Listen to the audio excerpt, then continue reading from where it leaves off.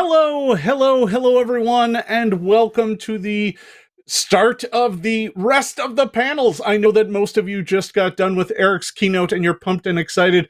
We are here to kick things off with our live presentations talking about how to start your Pathfinder adventures. I am Jason Bulmahn. I'm the Director of Game Design here at Paizo, and today I am joined by an illustrious crew of my fellow staffers to talk about how you can get started playing the Pathfinder role-playing game. But before we hop into all of that, why don't I toss around the horn and let everybody introduce themselves? We'll just go straight down the order. Patrick, why don't you take it away? Hi, I'm Patrick Hurley. I'm a senior editor at Paizo, also a published science fiction fantasy writer, and I love this game. Hey everybody, I am Linda Zayas-Palmer. I am the Development Manager at Paizo, who works primarily on organized play scenarios, Pathfinder Society or Starfinder Society. That's my team, and I'm super excited to be here. And I am Michael Sayre, Senior Designer here at Paizo, working on the Pathfinder Second Edition RPG. So to kick things off here today, I think it would be best to start at the very beginning. Get us started with how you jump into this game. Pathfinder Second Edition can be intimidating. People take a look at a 600-page rulebook and they go, boy, that's a lot.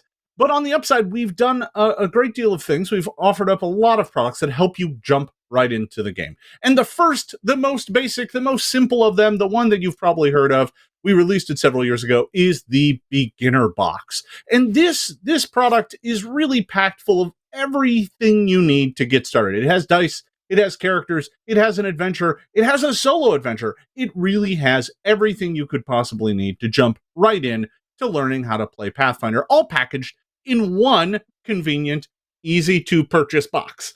The goal of this box, when we put this together, was really to provide anybody who is approaching Pathfinder tools and implements to get started, no matter what their situation. So if you're a brand new role player, you've never rolled a D20 before, this box has you covered. It goes through all of the basic terms, all of the basic concepts, and introduces you to role-playing in kind of a safe and simple environment.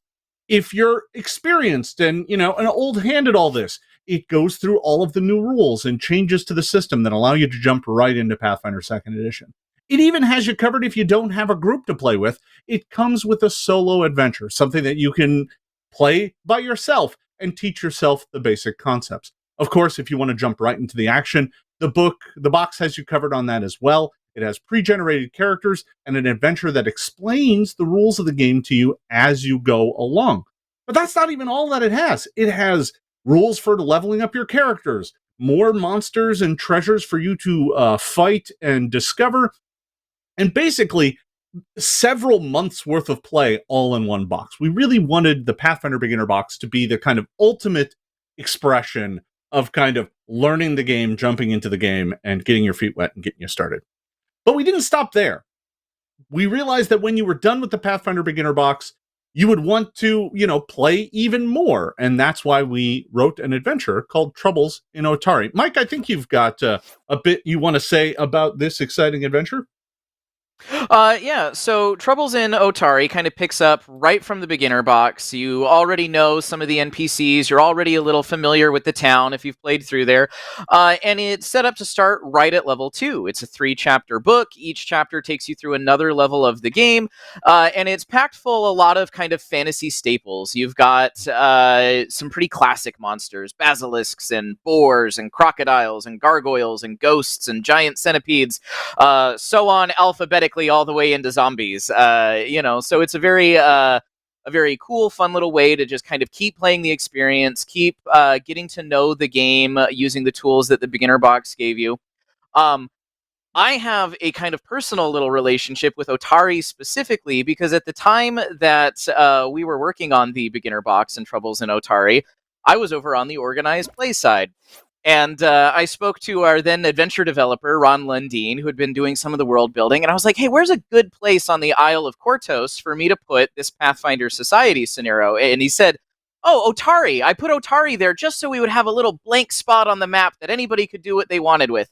At this exact moment in time, on the other side of the wall, Eric Mona was talking to Jason Bulmahn about the beginner box, and Eric was telling Jason, yeah, there's this little place called Otari that we put on the map that anybody can do whatever they want with because we intentionally left it empty.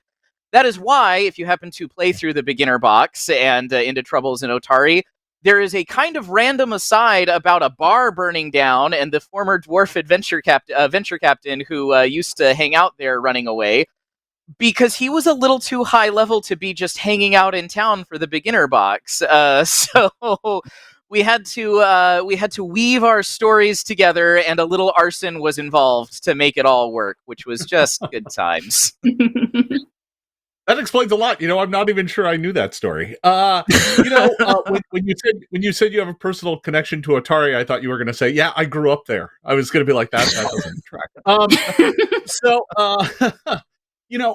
But the fun doesn't even stop there, right? I mean, Troubles in Otari was really designed to be kind of the expansion to the beginner box. More fun stuff to do, more fun things to play with.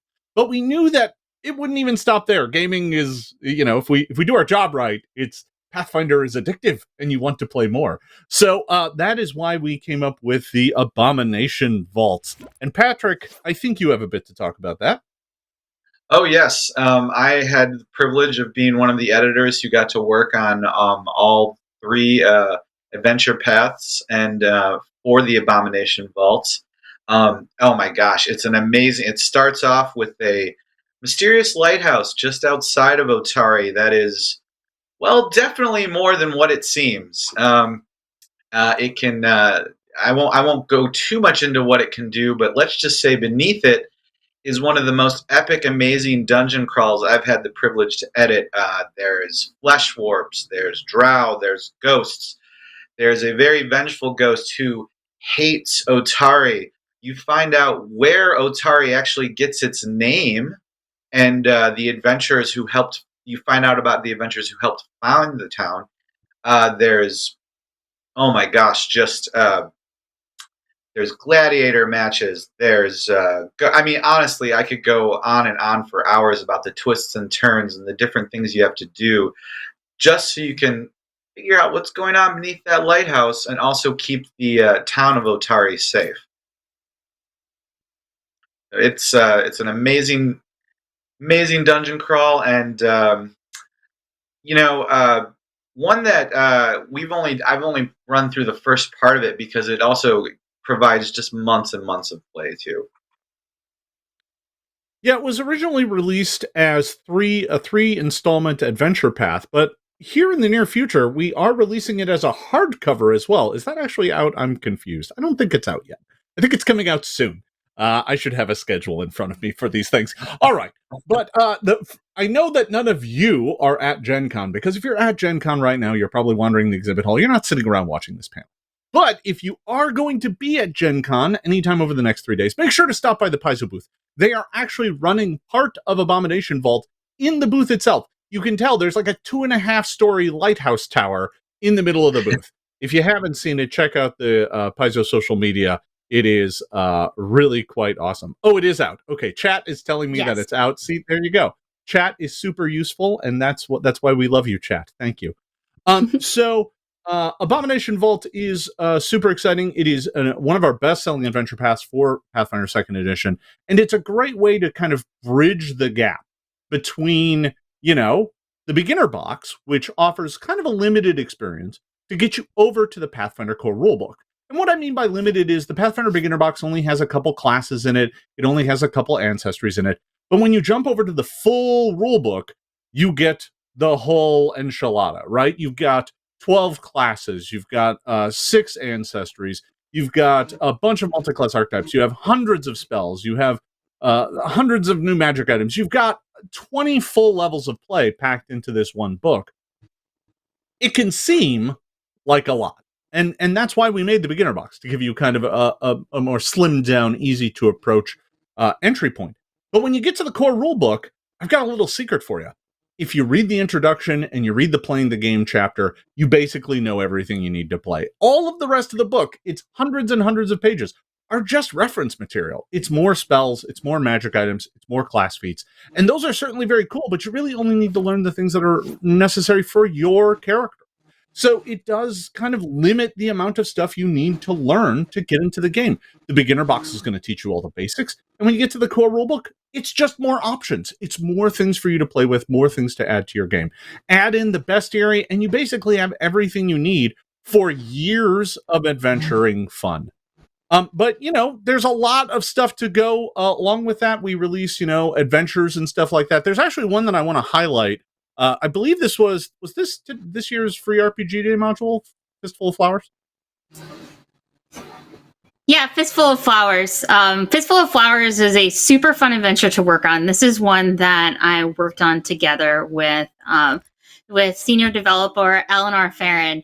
And the stars of the show are these plant characters on the cover. They're known as leshies. They're one of the different ancestries that you can play in Pathfinder. Pathfinder has all sorts of different characters that you can play, and leshies are really a Pathfinder specific staple that came out in second edition. So this is an adventure where you take on the role of one of a set of four heroic plants who is investigating some strange disappearances of their little plant friends. And really, this adventure is very whimsical and fun and just easy to jump into. It provides everything that you need to get started. You've got pre-generated characters like this swashbuckler right up on the cover, who's got their blade, and it's a lot of fun. So so swashbuckling here on the cover. So it's a lot of fun to get into this sort of thing. And Pathfinder, I wanted to say too, when you were talking about Otari before, that Otari started off as, hey, there's just this little spot on the map. And what can we do with this little spot on the map? Pathfinder is really a game that allows you to take these little sparks of ideas and these little hooks and just spin whatever tales that you want to with your group. And that's one of the things that I love about it. You just get this little spark of inspiration and you can turn it into anything. Yeah, and the Leshy are really something special. I do think, the Leshy are just one of the big signposts that say, this is Pathfinder, right? This is not just typical well-trod fantasy. Leshies are kind of wild and out there and a lot of fun to play. Fistful of Flowers was a free RPG Day adventure. You can get it for free right now as a PDF on Paizo.com. Just go there and search for Fistful of Flowers. And it's a great way to introduce players to not just the game of Pathfinder, but the world of Pathfinder as well, to get a sense of what it is that we're here to offer. It's not just elves and dwarves. It's Leshy and hobgoblin characters, and the list goes on and on and on. There are dozens of ancestries that you can play right now that are very much Pathfinder, and they're what we're here to offer. Now I wanted to go and talk a little bit about all the various tools, right? So we've got the core rulebook, we've got the bestiaries, we've got players guides, we've got Lost Omens books, we've got Guns and Gears and Secrets of Magic and a mountain of really cool, deep, flavorful Lost Omens books. There's just a lot of stuff. But we do have a number of partners and a number of folks who work with us to help make sure that we've got a bunch of great virtual tools. And I want to just kind of roundtable this to talk about some of these great virtual tools. I'll start by talking about Pathfinder Nexus here, since it's on the screen. But then I'll toss it around and let folks talk about their favorite virtual tools. But Nexus is really great. Nexus is coming along very nicely. They are currently building giant, massive databases where you can search for all of the rules content. You add these things to your account, and over time you will have all of the game and be able to easily pull them up on whatever device you are playing with. And, some point down the road, we're hoping that, there'll be a character builder associated with this. And frankly, it's just really exciting to see a complete suite of digital tools come together for the Pathfinder game. It is so clean and so smooth and so simple to use. I can't wait to bring more of it to my table. So what about the rest of you? What are some of your favorite digital tools? Patrick, we'll start with you. Well, I'm gonna I'll go put you with on the the spot. I'm gonna go with the classic answer. As an editor of Pathfinder games, but also just a player, sometimes the Archives of Nethys is just so I can't just speak about how helpful it is. It's great as a reference tool when I'm editing adventures. It's great when I'm running adventures. I've run the beginner's box a few times, and I always have my laptop right there in case a player has a specific question. I can just type it in the Archive of Nethys and then find out specific, rules or different things like that you can find in the beginner's box. But if I want to maybe get more creative with a character or something like that, or delve a little deeper, that tool is just a great resource, and it's free online. So I want to just echo how much I don't know about the rest of the developers at Paizo, but I have Archives of Nethys open so often, and it's such a common thing in my Google search. It just autofills these days. It Yep. just constantly is just like, oh, there's the rule I need. All right, I just wanted to double check. All right, Linda, what's your favorite digital tool right now? Gosh, so I guess I can't say Archives of Nethys because you guys have already sung its praises. I use Archives of Nethys a ton. Another one that I'd like to give a shout out to as well, in the space of virtual tabletops tools that let you play remotely with your friends, sharing maps, sharing characters. They can do all sorts of things in terms of automating automating calculations, letting you share resources and tools, bringing things right to your fingertips. I have now had the opportunity to play around with one of the most popular virtual tabletops, Foundry, and Foundry is extremely customizable. The GM can put in whatever sorts of things that they want, so you can start from a simple experience or build it up to be able to implement whatever you want. So I think that that's really cool, and I've enjoyed starting to get to know what that program is capable of. I'm not sure I'm a fan of being at the end of this line. Everybody's like picking all of the cream of the crop before it gets to me. I will say though that I have an every other Friday night game that I run with a bunch of my good friends, and I recently picked up a module that I wrote, Headshot the Rot, on Roll20. And that was incredibly convenient because I had no prep time to get the adventure ready, but obviously I wrote it so I knew enough to that once all the tools were just dropped in there, by the software and everything, it was really quick and fun to run. And we didn't even actually run it with the pregens it was intended for. I was able to like build everybody else's characters and drop them in there. It was not the adventure as intended, but it was still a pretty excellent adventure. Everybody was real excited about Book of the Dead, so we had like a zombie champion and a skeleton wrestler in place of the normal gunslingers. So Skeleton yeah, Wrestler seems kind of both unfair and a disadvantage at the same time. I'm not sure which. it depends on the situation, right? Like joint locks don't work quite like they should, but you're also immune to some nerve pinches, probably. Yeah, Grab him by I the use rib cage Roll20. and like try to get torqued. Yeah.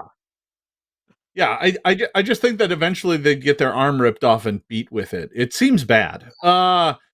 I use a lot of Roll20 myself. I've run most of my live shows on Roll20, so I'm very familiar with that. But I think it does go to show, Foundry is awesome. Roll20 is great. We have a whole bunch of partners who are working and trying to bring digital tools to the market, and really, it's what works best for you, because each one of these tool sets is going to offer something a little different, and they're gonna work a little differently. But I think finding the one that works for you and your group in these our play gears is super important, and I am thrilled that we have so many great partners working with us to create these engaging digital tools. But it doesn't, it's not just that. There are so many different ways that you can get into Pathfinder these days. It's not just getting your friends together. You can play with complete strangers if you want. We have entire programs that allow you to hook up and play with players from around the world. Linda, I think you have a bit to know, a bit to talk about our organized play program. Just a little bit, yeah. So my involvement with organized play started years before I went to Paizo, as somebody who was was starting to get involved and interested in playing different games with folks at conventions, and so that's how I first got into Pathfinder, with that, and also with from the organized play perspective, having a group in college that was very, people always have things that they're going to do, people are going to graduate, so this sort of traditional let's all sit together and play this long campaign didn't necessarily work as well. And then we also had an opportunity to get involved with folks, also had an opportunity to get involved with folks at game stores too. So with organized play, you have a persistent character or stable of characters. You can make as many characters as you want, and you are able to participate in stories with those characters through a series of about 4-hour long mini adventures called scenarios that you can play in any order. And it allows you to have this really flexible gaming experience with the community. So organized play has a few basic rules and widgets that it's got going along with it to make sure that folks are going to have a consistent experience. So you can start a new character, their first level, you play their first session with a group of friends in your house, and then you play their second section at a game store, and then you play their third session at a gaming convention on the opposite side of the world, and it's still the same character, and you're still building that story. And you share that story as well with the other players, and also with organized play. And this is one of the things that I think is really awesome about organized play is that we at Paizo collect data on the decisions that players make when they are playing through these adventures. Which choice did they make? Who did they side with? Where did they want to go explore? And then whatever those decisions are, we'll use those to shape where the story goes from there. So organized play is a flexible adventure experience that works with your schedule, whatever it is, lets you play anywhere, anytime, with anybody, and shape the direction of what Paizo produces in the future. Yeah, I think at this point we've had people playing Pathfinder on every continent on the planet at this point. I think we had Antarctica confirmed a little while back. Antarctica has been confirmed. That's awesome. Nice. Yeah. We're still trying to get an astronaut to play, but we'll work on it. And we've got a whole panel on this in a couple hours about playing with organized play, so I can tell you a lot more about that then. Yeah, it is one of my favorite aspects of organized play is the fact that, it is a way for you at home to kind of influence the official outcome of events in Golarion. Because those decisions do eventually get canonized and made part of our world. So that's some really exciting stuff. And it is really very friendly to new players, right? Especially at big shows like Gen Con, right? They just have walk up where you can just come and grab a character and sit down and do a demo and learn how to play. I'm not 100% sure they're doing that this year, actually. Now that I say that, I'm not there, so I didn't see it set up. But generally speaking, yeah, you can get in on the action really quickly, really simply. And the judges are some of the friendliest folks I've ever met, in helping new players figure out how to play. But, Pathfinder and is so much more than just our own world and our own game. We have other partners that we're working with who are making other game expressions set in the world of Pathfinder. So beyond just like learning the role-playing game, you can get a sense of our world and our stories through other games as well. And obviously, in the past few years, we've had the Pathfinder Adventure card game. That's a big success. You can still find that at Paizo.com. But we have lots of new games that are coming out as well. Just this past year, we released Goblin Firework Fight. I think, Patrick, you had a little to do with Goblin Firework Fight, didn't you? Yeah, I was actually lucky enough to be the first editor who worked on it. And I remember it's rare that when you're editing, you're also having to stop because you're cackling, looking at the art and realizing what kind of rules and how much fun this game could be. it's such a great, like, I mean, if you love the goblins of Pathfinder, and they are kind of one of our iconic ancestries, I mean, this game is just a must-have. It's so much fun. It's very easy to learn. It's hilarious. Some of the art, we actually in our my editing team's group chat, I'll sometimes throw up various little goblin art just while as a meme, as a joke, because it just resonates so much. It was honestly one of the most fun things I had edited over the past year, and I was kind of like, "Oh, can we do a kobold version of this?" But I loved it. It was very well designed, and anyone at all who's played Pathfinder, I think this would be a great add to if you're looking for just taking a break between a society adventure or a longer dungeon crawl. Yeah, the Patrick, I didn't know you were the first person to edit that text. I ended up having to rewrite most of that text, so I'm sorry for all the typos. You're a true hero. Yeah, if you haven't checked it out, you are all playing goblins, stealing fireworks, trying to amass the biggest pile, and of course you end up stealing from each other as well. So it's a fun little quick token taking game with a bag full of fireworks, and it's a lot of great fun. But we do have some other games as well. I'm trying to recall. Have any of you played any Pathfinder Arena? That is currently about to go back into Kickbacker backer kit for folks to finish out their orders.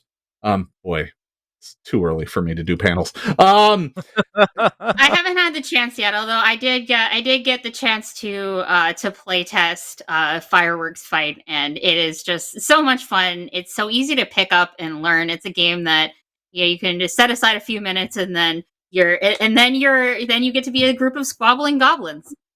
And who is going to have the best and the shiniest fire at the end? That's right. Yeah. So Pathfinder Arena is more of a miniature tile taking game where you're playing heroes trying to escape a deadly maze. That game's a lot of fun, has some really nice high quality miniatures coming out. Our partners at Gale Force 9 have also put out a couple games as well that you can check out. Level 20, I believe, is out already. I think Level 20 has been released. This is what I get for not being at the show. I don't see what's on the shelves. But in level 20, you were all playing kobolds, trying desperately not to be the last ounce of XP that the heroes need to reach level 20. So you're constantly trying to run around and avoid being murdered. It's fantastic. It's a lot of fun. I highly recommend. And they're also doing a game called Pirates of Skydock, which is a kind of a worker placement Starfinder skinned game. So that is a lot of fun as well. I don't know. Do any of you, anybody here, have any experience with any of our other games? Anybody want to chime in? I have experience with the Pathfinder adventure card game. Oh, sure. Why don't you talk about that? Right? I kind of certainly glossed over it, but it's still quite available. Yeah, it's still available.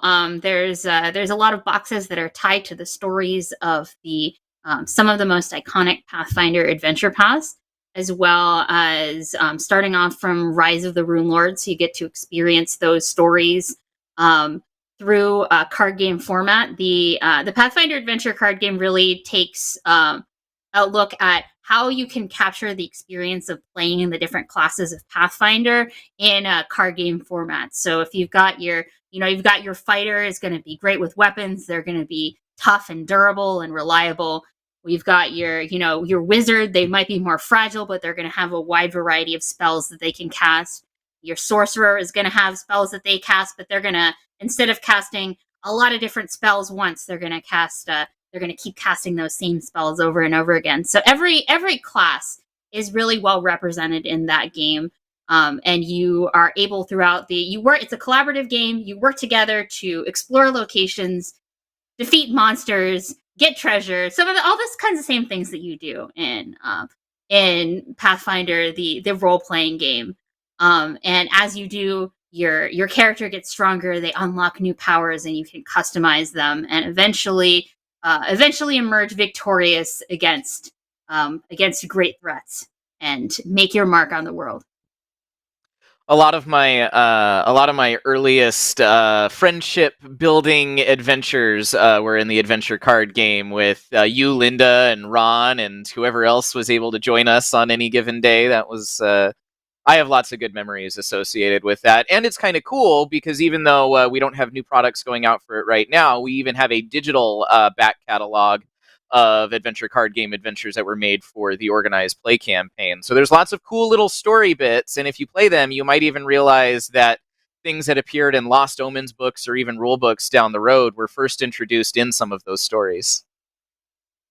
It's all connected. Yeah, it is amazing how kind of things have tied together over the years. We keep going back to our own work, to continue building a kind of dense, more richly populated setting.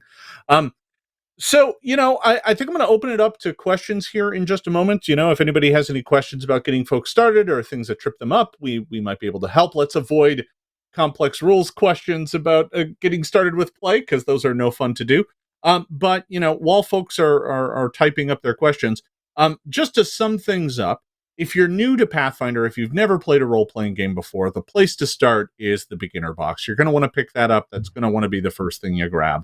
If you and your friends are enjoying it, maybe add Troubles in Otari to the mix. Get that in there. That'll give you plenty of chance to play. It'll allow you to, really get a good sense of the system over, a few months worth of adventuring. When you're done with that, you're ready to level up. It's time to increase your play proficiency and grab the core rulebook, grab a bestiary, and start checking out those awesome adventure paths. Maybe go grab Fistful of Flowers to get you started. Experience some of what Pathfinder has to offer, jump around, start grabbing all the books that we have. And I should also mention, we also have a mountain of physical accessories too that you can pick up. We have things like flip mats that add kind of awesome table experiences. We have tokens and pawns, mountains of them that come in giant boxes for all your monsters and character needs. We have tons of awesome accessories to help you as the GM or as the player succeed. We have, the critical hit deck, and we have the deck of endless NPCs and a whole bunch of fun tools to add to your table, all there to make your play experience kind of more fun and exciting. Figure out how to play the game, go join organized play, right? Go experience what it's like to play with folks from all around the world in one giant shared story, and eventually expand your horizons. Start picking up some board games, pick up some card games. There's so much here to experience. Really, we do pride ourselves in offering kind of the complete game experience. So at this point in time, I think I'll open it up to some questions if there are any. We still have a good chunk of time. As those are coming in, I'm not sure if there's anything I've kind of glossed over and folks want to bring up. I'm trying to remember. I feel like there was something I meant to mention, but I skipped it. Was it video games? It was video games. You're absolutely correct. There it is. So our good partners at Owlcat have made two absolutely fantastic Pathfinder video games. These are tied to Pathfinder First Edition, but they do still give you a very good sense of the world of Pathfinder. Who here has experience playing either one of these? I have a fair bit, but I've been talking plenty. Who wants to talk about Pathfinder, Kingmaker, or Wrath? Mike, go ahead. Yeah, I have played both, and if you happen to be one of those lucky individuals who has a Steam Deck, I'm not rubbing it in, Jason, I will note that Kingmaker does, in fact, work pretty well on it. I have not tried Wrath of the Righteous on it yet, though, because I wanted to get in a playthrough on Kingmaker first and kind of do them chronologically. It's been a good bit of fun. The text is a little bit small on the handheld there, but not problematically so. And I think it's a really great way to kind of experience the game. While the mechanics certainly changed quite a bit between Pathfinder First Edition and Pathfinder Second Edition, they were all frameworks to tell the same kind of stories. And Kingmaker and Wrath of the Righteous, I think, are both very iconic stories. There's a reason that those were the two APs out of the many, many, many adventures that we've done that got picked up by Owlcat and turned into these video game adventures. I highly recommend them, especially now. Kingmaker is probably very much at the height of polish. I think they've ported it to a few different consoles and added tools and updates each time they did so. The people who like, the kind of pause and play turn-based combat, that stuff's now baked right in there, so that's really good. The people who prefer the more fluid kind of live action isometric play, that's in there. Lots and lots of deep class options with all kinds of cool character concepts, from across the Pathfinder universe. So definitely a lot of fun. If you liked old school kind of top-down isometrics, I think these do a really, really good job of bringing that gaming experience into a modern setting. And that does bring us nice full circle to, Kingmaker is the older of the two games. Wrath is the one that I'm personally still playing through, dealing with entirely too many demons. But Kingmaker, bringing around to Kingmaker, if you're interested in a full service campaign, boy, do we have one coming out for you a little later on this year. Kingmaker is about to drop, and that is just a mountain of books for Pathfinder First Edition, Pathfinder Second Edition, and other games as well. And you can get this giant mountain of a complete adventure story, a 1 to 20 experience. I believe it goes on sale in retail this October. So that is very exciting. And if you want to get a chance to play through that story and experience it for yourself, you can always pick up the video game as well, which I believe is actually even on sale right now. So you're going to want to check that out. So, yeah, I do have a question here from chat. Let me go ahead and throw that out at the group. Sometimes when you're running a game for new players, they immediately gravitate to some of the more complex classes over the easier ones. And as GM, that might get them into some trouble. And kind of the general question here is, what would you do for a new player in Pathfinder who wants to try something more complicated? Anybody want to take a shot at this question? I don't mind. Yeah, I can. Yeah, go ahead, Linda, please. First. Go ahead. Go ahead, okay. Linda. So if somebody's looking to jump in right away with some of the more complicated stuff, what I might recommend is, in general, when you're bringing in a new player, I find that it's pretty daunting to say, hey, new player, we've got this campaign that we're planning to run, and we want to play this game for 2 years with all the same characters and things like that. With new players, I find that it's fun to get started off with trying out a few different options. You might encourage them to try something a little bit simpler to get started and to really get their head in the game with the mechanics. But if they don't want to do that, that's fine too.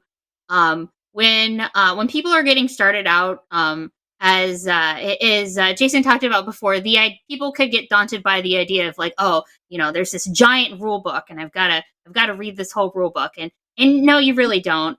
It's useful to work with the player to create little references that work for them to have easy access to the rules that they know that they're going to need most often. So one of the things that might happen with some of these more complex classes is that they might engage with more pieces of the rules at once.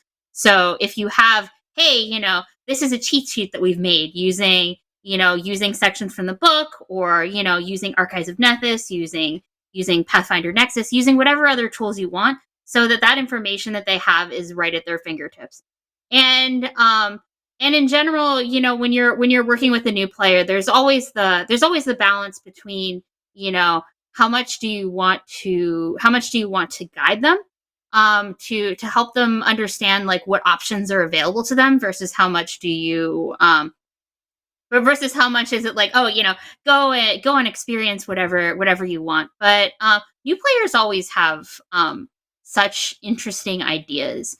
So I find that when you have someone new who's engaging with something, have them be able to express to you what it is that they want to do, what it is that they want to create, what is the fantasy that they want to play, and then work with them to find a way to bring that fantasy to life.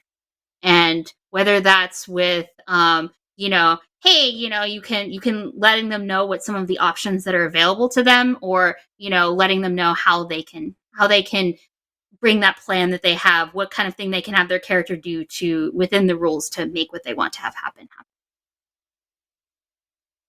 Yeah, absolutely. Yeah, Mike, go ahead. I think.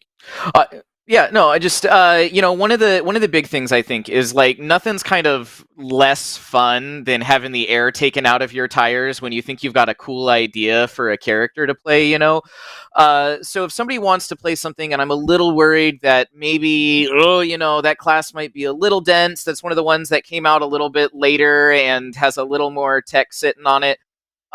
That's where, having a session 0 before you even start rolling dice, sitting down with the whole group and being like, hey, here's the story of the game, what do you all want to play, and taking that opportunity to see how you can customize the game for your players.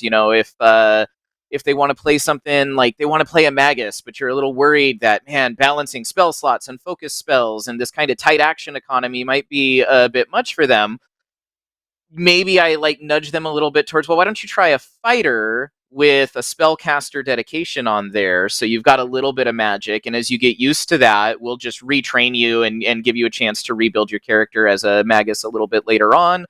Or we might jump right in with the magus, and I might just help put together some little cheat sheet note cards for them to get in, because I think my general philosophy when it comes to GMing and when it comes to working with my players in any game is that I always want to say yes and or yes but and never no. Yeah, I have to admit, I just throw players in the deep end. I'm just like, yep, let's do the complex character. You'll figure it out. When I ran out, one other thing there, I find that if they're jumping right into the complex character, maybe then you can look for simplicity in a different aspect. So, for example, if they're jumping right into the complex character, maybe they don't also need to jump right into the super hard and complicated encounter. Giving them some space to get to practice, some space where if they don't know all the abilities of their character, they're not going to be like, oh my gosh, our team did an extreme encounter and like this was some ridiculous thing. Like when I started with tabletop RPGs, I was joining a group that already existed at level 7, and I wanted to play this super complicated character with a familiar and this secondary class archetype and all this kind of stuff going on. This was in 3.5, and I definitely, as a player, continually forgot abilities and things that my character could do.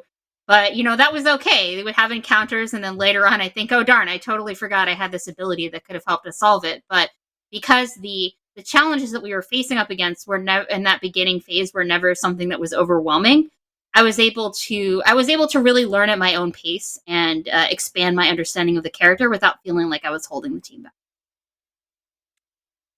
Yeah, I mean, I think that goes into kind of a general theme of understanding what your group wants out of the game and helping them get there, right? And for me, that takes a lot of forms, right? One thing that I love to do with new players is just all of first level, you can change your character as much as you want between sessions. I don't care. Like, oh, were you a rogue last week and a fighter this week? Well, you're brand new. You get some flexibility, and we'll figure it out as we go along. I'm less worried about making sure that those first couple sessions are 100%, canon and locked into being very critical. It's more important that the players just have a good time. And that actually brings me around to probably what is a great way to kind of go around this panel and just offer up tips for new GMs and new players. Can be kind of anything, about when you're starting out Pathfinder, when you're first learning how to play the game. It might be useful for folks to have some tips from us, from the pros, about what they should be focusing on, what they should be paying attention to, where to start and where what things to watch out for. So I'm gonna start at the other end because Mike doesn't like being lost. So I'm gonna start with Mike and let him go first, which actually just puts him on the hot seat because he didn't know this question was coming. So Mike, take it away. Yeah, I like that little monkey's paw gift you just gave me there, Jason. Yeah, you're welcome. Yeah, that's right. Yeah. I would say kind of one of the big things that I always run into with any RPG, but especially really crunchy RPGs, is that sometimes a new player, especially if they don't have a lot of experience, like they just don't know where to start. Even, something where it's like Pathfinder 2 gives you ancestry, background, class. You can even call it the ABC, and that sounds real good. A lot of times I just dial it back and I bring it down to the simplest element I can for them. what is a really cool like fantasy character that you really like? What's one of your favorites, fantasy stories? And once we kind of like narrow that in, I'm like, well, which character here most speaks to you? Which one of these characters have you kind of thought to yourself like, oh well, I think Aragorn should have like definitely, gone after the whites with the shards of, his sword and not just the torch, or whatever, like, moment you have where you've watched a movie or read a book and you've been like, I would have done that differently. And by the time I get there talking to somebody, I'm like, so we know what your character is, right? You're going to play a 2-weapon fighting ranger. And being able to like help somebody take the stuff that's on the page and put it to a picture in their head, I think is a really great way to help get people into the game.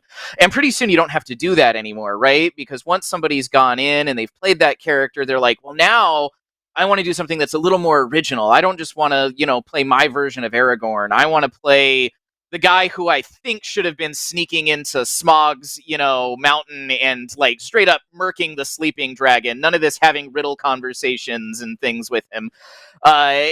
People take off. All you've got to do is find little ways to open up the door and kind of show them how the stuff that's on the page turns into the stories that they want to tell. Linda, you're on deck. Sounds good.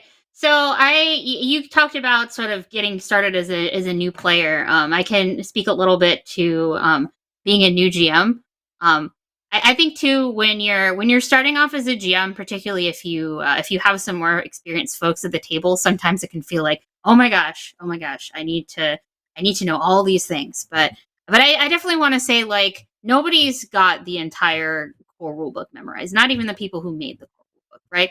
So when you're approaching it, ultimately the goal is to tell a story together with your group. The goal is to have a good time, and I would recommend, when you're getting started, looking for an adventure that has already been published, an adventure that's out there, whether that's an official Paizo adventure path or adventure, whether that's something that you found from another company, whether that's a book series or a movie or another form of media that you find that really resonates with you, and you want to tell a story in that world. It's always easier to have something to build off of. I would say, don't be afraid to experiment.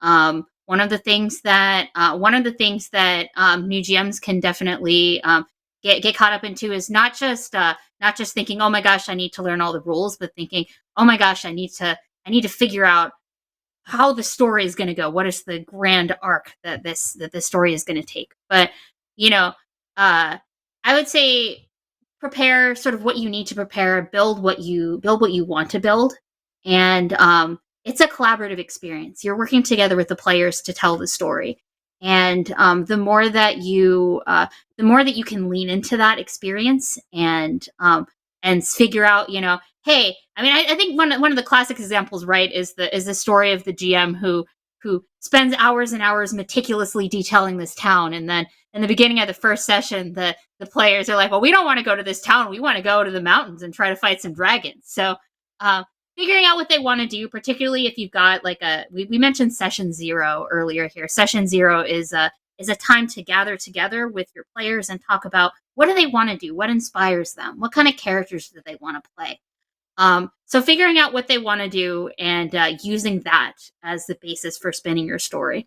And I would also say, until you have shown something on the screen, as long as it just exists in your head, it can change. They never have to know all the planning that you were doing behind the scenes. They never have to know, like, if they come up with some great, amazing theory that ties everything together and that wasn't what you were thinking, you were like, yes, that was what I was going to do all along. Like, they can't see inside Linda, your stop mind. giving away all of our secrets. You can take that as inspiration and run with it. Hey, you know what? You asked me to give some GM advice, so I should probably stop now so that you can move on to Patrick. It's fair. Everyone don't remember those. Those are our tricks.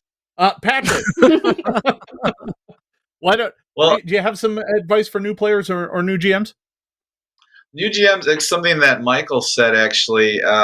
Yes, and which is a very common question and device in improv, and I think sometimes it can be helpful to view being a GM. You know, you have all your materials ready, but you should be ready to improvise.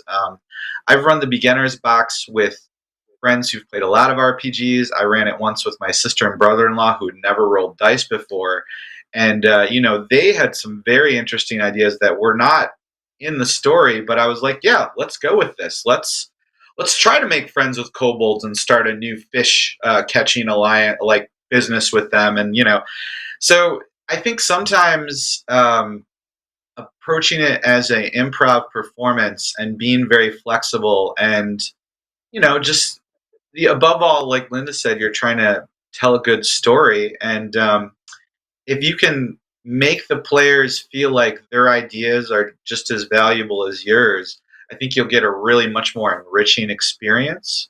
So yeah, being flexible, yet at the same time, like checking in and still having a few things like, well, I was going to do this, but you can even check in with them afterward. Like, I had kind of planned on doing this, but sounds like you guys want to go up into the mountain and kill some dragons. So is that what we're still going to do? Talking to people, getting a sense of what your players want. Some players, another time I ran Beginner's Box with some programmers, and they were really they wanted to min-max their character and just have like really effective, even though beginning level. And so I made sure that the game was going to be challenging for them. Whereas with my sister and her brother and my brother-in-law, I was kind of like, you know what, we'll make this easy. So, yeah, just being flexible. Yeah, and to close it out, I'll just say this. You and everyone at the table has gathered together to tell one story together. The GM has their part to play, as do you and everyone else at the table. That's what a role-playing game is all about, creating a shared story and a shared experience. We hope that you do that playing Pathfinder Second Edition. I want to thank you all for stopping by here today. I know folks in chat were asking for spoilers. I'm not going to say anything about the kineticists. You want to learn more about that, go to the Exploring Pathfinder and the Lost Omens seminar tomorrow starting at noon right back here on the official Paizo Twitch. But you don't have to go away just yet. Here in just a few minutes, we are going to be transitioning over into the Launching into Starfinder panel. That starts here in just 4 minutes. So I am going to cede the floor and let them do their transition normally. Thank you for watching, everybody. Thank you, panelists, for taking part in this exciting seminar. That's all we got here today. Thanks for watching, everybody, and we will see you next time. Bye. Bye.